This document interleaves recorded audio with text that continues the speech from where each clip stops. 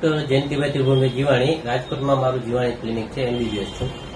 હું એલોપેથિક દવાની સાથે સાથે હેલ્થ સપ્લિમેન્ટની પણ અમુક સારી એવી સારવાર કરું છું. જેમાં આપણી સાથે એક મારા દર્દી છે, એમને ડાયાબિટીસની બીમારી હતી, એને આપણે સારવાર ચાલુ કરી તો આપણે એની પાસેથી આપણે માહિતી લઈએ કે સપ્લિમેન્ટથી કેવો રિઝલ્ટ આવે છે. બરાબર. સપ્લિમેન્ટની અંદર છે નીમ કેપ્સ્યુલ છે, ફ્લેક્સ ઓઇલ છે અને ગ્લુકો ઓઇલ છે. આ ત્રણ એમને આપતા હતા. આ તો કેલ્શિયમ છે, એમને ઢીચણ ને સાંધા દુખો એના માટે આપતા. બરાબર. તમારું નામ શું દાદા? બિપિનભાઈ શેઠ.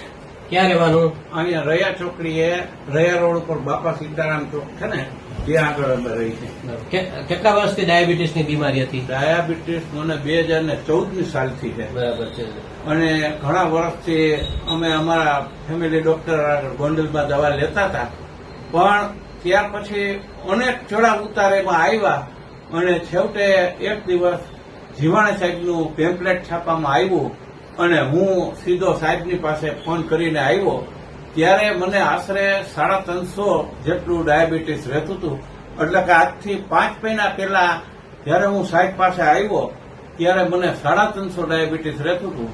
અને સાહેબના માર્ગદર્શન હેઠળ બધી દવાઓ, જે એલોપેથિક દવાઓ પણ સાહેબે જોઈ અને એની અંદર પણ એને મને ફેરફાર કરાવ્યો કે ભાઈ સવાર સાંજની ગોળીમાં ફેરફાર કરાવ્યો. જે કાંઈ જરૂરી હતું એ સાહેબે એમાં કર્યું.